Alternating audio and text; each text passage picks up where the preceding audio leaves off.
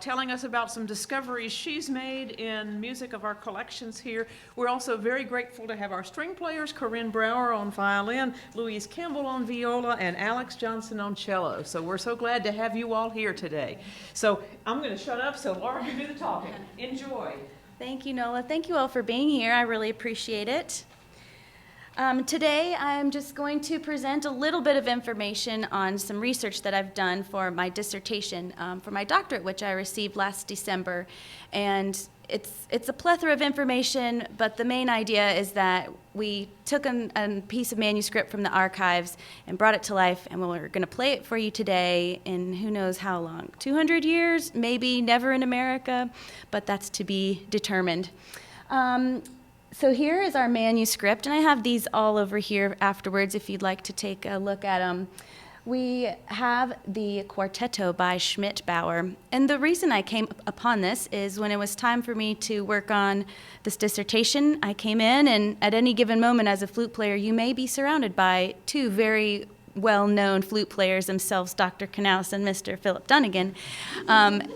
So I basically said, give me your top 10 flute hits that I should pull out of the archives. And so I chose this one because I love chamber music. I love the idea of chamber music, and clearly it was a strong passion of the Moravians as well. And so this is the one that I chose. And it also was in the best condition as well. It didn't have ripped pages either.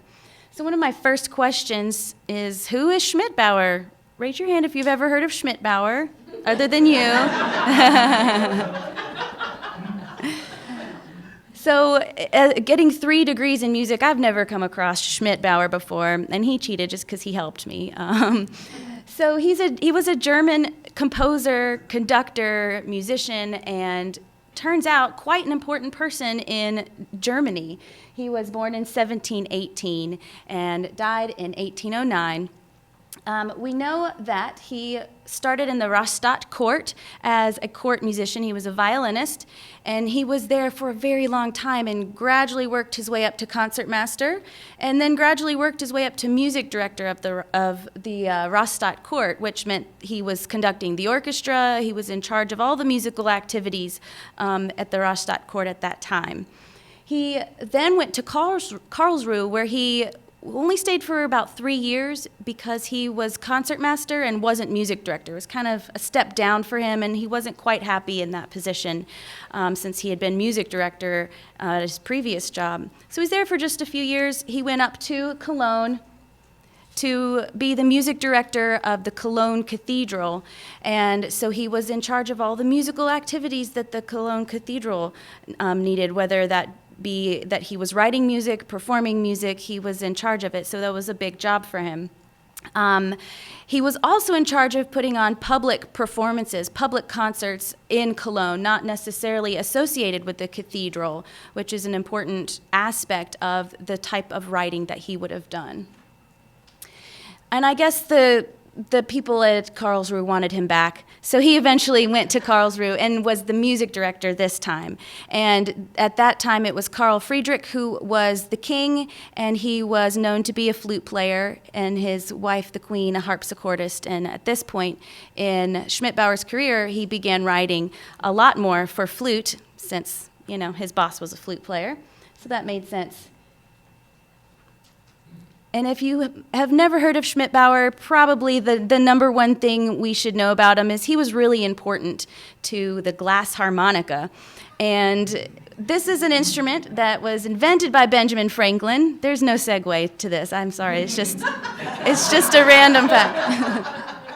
Benjamin Franklin invented the glass harmonica, but it was Schmittbaur that took the glass harmonica from a 2-octave scale up to 4 octaves. So he extended the range of the glass harmonica to what it's not what it is today. I'm not sure. I know many people still playing glass harmonica, but he wrote a lot of music for the glass harmonica, and in fact, he taught lessons to a young blind girl for 10 years, and she went on to be a virtuoso. So here we have A, female, B, she's blind, and C, she's performing and giving concerts at this time period was quite unheard of and extraordinary.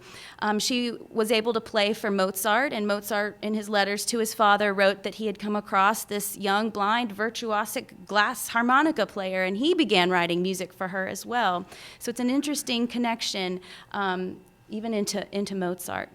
So we do attribute the progression of the glass harmonica to Schmittbaur.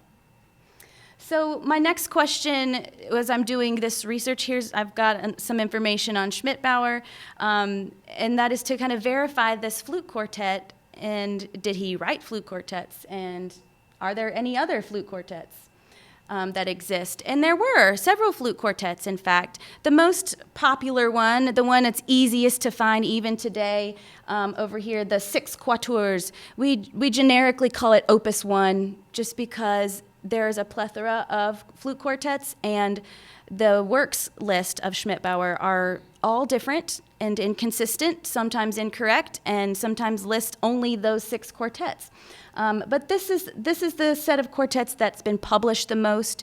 If we go back to publishers' catalogs, we can find how many times a certain piece has been engraved and therefore published. And so that was the set that was done the most. Our manuscript in question is not any of those. And then I found that the style of writing was similar, but a little more advanced, a little bit more technically challenging in these, so I wondered, are there any earlier quartets? And the earliest I could find are Quartetto Periodique number 2 and Quartetto Periodique number 3, which leads us to believe there should be a Quartetto Periodique number 1, but we don't know where it is. It's missing. That's for another lecture. But these are our earliest quartets that we found, and they are quite similar in the style of writing as to our quartet in question today. So as I'm trying to come across all of these flute quartets, I'm trying to keep track of them. I got my little manuscript notebook, and I was keeping track. All right, this one is called this, and it's written for a specific instrumentation, and it starts like this, and as I go through, I'm finding almost 20 different flute quartets, and as I'm keeping track of all of these in my head, I thought, well, gosh, I just wrote a thematic catalog for Schmittbaur's flute quartets. So I put that into my dissertation as well, just to help anybody else who might be out there researching Schmittbaur flute quartets. This was really to help organize myself for my writing, but as I look at all the research, there's no one set of works lists that are similar, and most of which have mistakes in how they're listed. And so I ended up finding this is a very valuable. We can update sources like Oxford Music Online and Grove's Dictionary. We can be updating these as well. So I listed different instrumentations, when things were printed, where they were printed, where you can find the manuscripts, or at least the earliest printed edition that we have access to, because this is in Germany, and as we know, a lot of our libraries are missing lots of music due to wars, so there are a lot of holes. But we've created little incipits so we know at least how the first movement of each set of the quartets begin. This is just an example of what I created for my document. So, and just to cut to the chase, none of those quartets are the quartet in question. And so that leads us to our manuscript here, Quartetto by Schmittbaur. This is located in the archives within the Salem Musicum Collegium collection, number 382. Interestingly, right before it, and I have it over here as well, is the viola part from Quartetto Periodique number 2, just the viola part, sitting right there next to our Schmittbaur quartet. Again, this is all kind of leading into this idea that we could call this Quartetto Periodique number 1. But the manuscript itself is in beautiful condition. If I'm going to do research, it's, I'm gonna have a hard time researching if the manuscript's in pieces or ink all over the place or just really poor penmanship. And I guess I kind of lucked out because I didn't know that as I was picking these, that I got a really beautiful, complete manuscript with beautiful penmanship. And of the penmanship, part of my dissertation is not to analyze penmanship. It's just part of wanting to investigate a little bit thoroughly as to which Moravian would have been involved in this quartet, or at least copying it. And so it's hard to see up here. We'll get into it a little bit more, but much of this collection is labeled in the exact same handwriting at the very top, where it will say Collegium Musicum der Gemeinde Salem. And we soon come to find out that Johannes Reutz, or John Reitz, is the person who started writing and labeling all of these pieces. Also, as I'm trying to figure out who could have copied this, because the name's not on it, this letter Q becomes important, F, even the shape of the V, and especially basso, or this would have been the cello part, the way the B, the F, and the S are written, in addition to clef signs, note heads, musical expressions within the manuscript, all become very similar as we dig a little bit deeper. I know it's hard to see. It's over here for you to look at afterwards. But there's where it's labeled on the Schmittbaur quartet.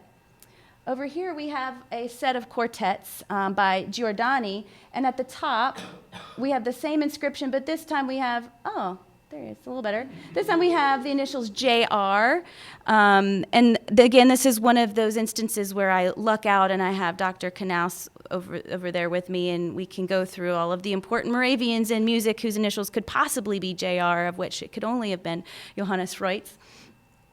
And again, this manuscript is over on the table if you want to look at it later. This is copied in the same hand as all of the inscriptions and as the title page of the Schmittbaur. This is a set of flute quartets by Haydn. And so we have the same inscription, but then as we start to compare the letter Q and the cursive V and the cursive B, the basso, those were always hard to line up with anybody else's handwriting. And as we go ahead and get into the actual music, we find such similarities, and hopefully you'll be able to draw the similarities, see the similarities on your own. So Johannes Reutz, any Moravians in here know of the hat maker, Johannes Reutz or John Reitz? He was born in 1752 in Pennsylvania. He came down to Salem, North Carolina at the age of 28. And at this time, he opened up a shop, and he was the hat maker, the town hat maker. And as I've come to learn, and as you probably all know, Moravians were well-versed in many things. He wasn't just the hat maker. He was a musician as well. He played violin and even trombone. And he was held in high esteem within the community, serving on several really important committees and boards. He was even, oops, sorry, wrong slide. Don't get dizzy. He was even suggested to serve as the justice of the peace, the road master, making sure the roads were kept up and in good condition. He taught singing, and one of the most fun resources that I've gone through is the records of the Moravians that Adelaide Fries has translated and made available. And so I searched online, admittedly, for all the different spellings of Johannes Reutz or John Reitz. And there's some interesting stories, some scandalous ones, but maybe that's another lecture too. But he also helped out the women of the community to make them better singers. And one of the funnier stories is that it came to the elders' attention that the boys' school they were just not singing well, and they were goofing off. So they assigned Reutz to help them out and get them on track, and they had noticed a good difference. And so they were, I guess, very happy that Johannes Reutz came in charge of those boys. He even served as an interim pharmacist. So he had his hands in a lot of things. And as far as music goes, other than helping the community sing better, once Friedrich Pater left Salem, everyone said, well, Johannes Reutz obviously should come in and help take over, help to catalog, help to keep all the music in order, help maintain the instruments, help to get all the music arranged and sometimes copied for church services. And so he played a big part in the organization and cataloging of the collection. And we do have receipts paid saying that he was being paid to be a copyist as well. And it's in those receipts that we start to see him Anglicanize his name into John Wrights, and it wasn't immediately. Usually his business transactions were Anglicanized, and sometimes it was John Wrights, and then you can see over the years how it eventually leads into his Anglicanized name, John Wrights. And he's buried right out here. In the Moravian graveyard, square 1J, row 4, grave 9. So if you're walking through and would like to pay a visit, he's there. So that's a little bit of information about the manuscript, who copied it, or who's attributed to copying it. And the main point of my research for my degree was to create a performance edition. I'm a flute performance person, and so I can't just make an arrangement of a piece and perform it and be done. I had to write this long document on it. And so I went into some details on what we had to do in order to create a performance edition. The Moravian Music Foundation and the Moravian Archives have a set of guidelines that you need to follow if you're editing a piece or bringing a piece to life. And mainly is that you keep it in its most original condition possible. And if you are making any changes, you make sure that they're clearly notated. And the guidelines are very clear and precise, which makes the editing easy. You don't question yourself as to what you need to do. But if we looked at the manuscript, there are missing rests, there are missing measures, missing accidentals. Articulations aren't always consistent.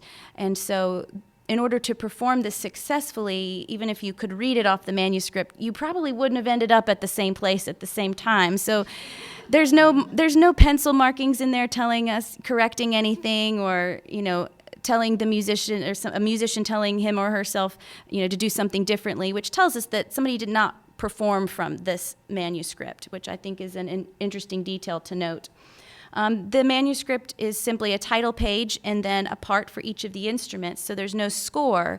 And so we've created a score, and this is the first page from the score, so it looks nice and neat and modern to our eyes. This was really important, not only if you're rehearsing and you want to figure out what your other partner has and figure out how to make it all work together, but part of my research was to analyze this piece harmonically and analyze the form as well. And so having a score to look at everything, all the parts line up, became detrimental in my personal research. And you'll notice as we look into the flute part, this is just the first page of the flute part, you can see where we would put little incipits to suggest how to do something in a performance practice. And I looked towards a Quantz treatise, which has a Moravian flute player's name who would have potentially looked at this music to help me with some of these, how to perform some of these little grace notes and all of these ornaments. And so I also have brackets around things that are added in. So here is a trill that would have been appropriate in this time period to put a trill at that point, but we put it in brackets because it wasn't originally in the manuscript. Any articulations down here, you can sort of see a dotted slur. That's not in the manuscript, but it's in a parallel part, telling us that it should have been done. It just wasn't written in. There are several instances of these in all of the parts, but they're all marked clearly as to, you should know what's original to the part and what's not. And anything it's hard to notate, I have an asterisk down here. There was an extra rest down here. And so I put at the bottom, originally there was a quarter rest here, but we've taken it out because it doesn't belong. So we've notated everything that would have been taken out or added into the manuscript so that it adheres to the guidelines. So this piece is in a traditional 3-movement form, a fast movement, a slow movement, another fast movement. The first movement is in what we would call a sonata form. You will be presented with 2 themes in different key areas. You will hear a little bit of development, but you'll hear this recapitulation, this recap from the beginning. The second movement, adagio, is a slow movement. And the final movement, which I think is kind of fun, the rondo. A rondo is a form where you have an A theme, an A section, a contrasting B theme. A comes back. Then you have another contrasting theme, a C theme. And then A comes back. And then another contrasting theme. And guess what happens next? A comes back again. And this goes on. And it is kind of humorous. And as the title suggests, rondo scherzando, a scherzo is a joke. It's meant to be lighthearted and enjoyable, hopefully, to the players and to the audience.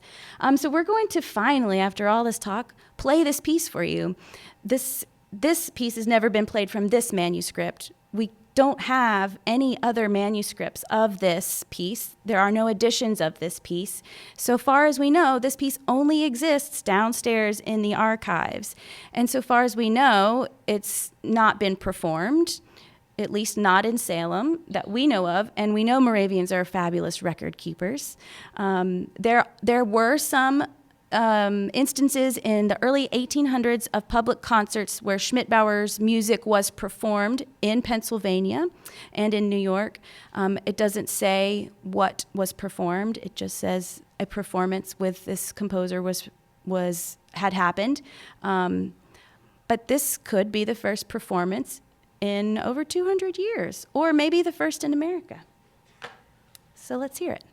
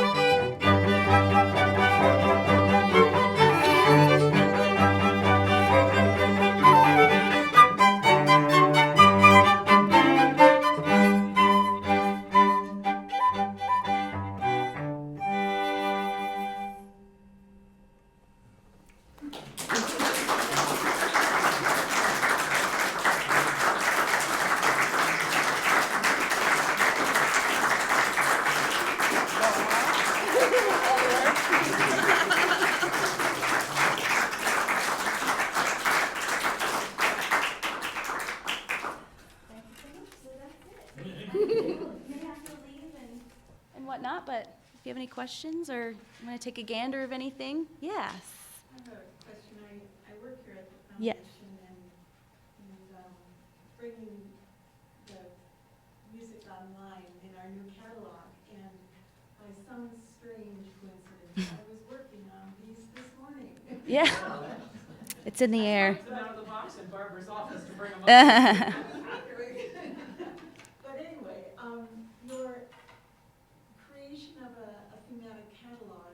would have been really helpful this morning, and I hope you do something with this, because the dilemma, as you know, and I'm just sharing this with the rest of you, is that a quartet in G major, there's no way to differentiate that from any other of his quartets in G major. Right. And that's a pretty popular key. Mm-hmm. And so I hope there's a numbering, like Stevens. Well, you know, we'll work on that. I just wanted to encourage you. And my document is accessible online, and I'll make sure there's a printed version in the library too, so it's there too. Not that you want to read 184 pages of it, but maybe you do, I don't know.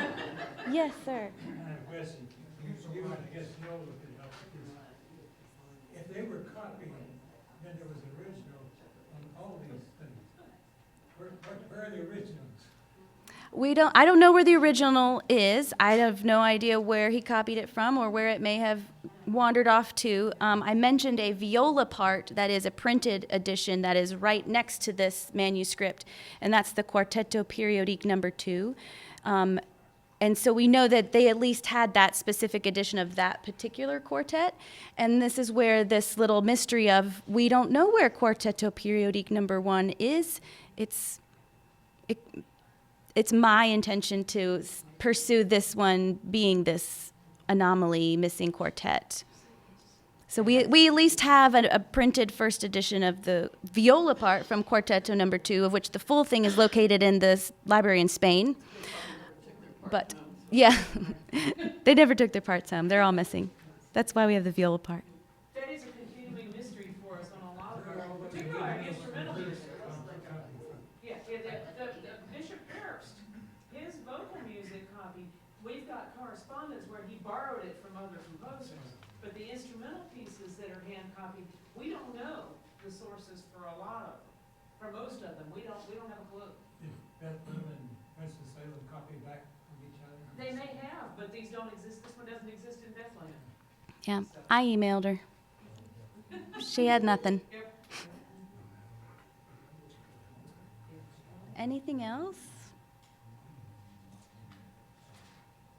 Well, thank you all. Thank you so much, Laura. And Thank you, Nola. our musicians.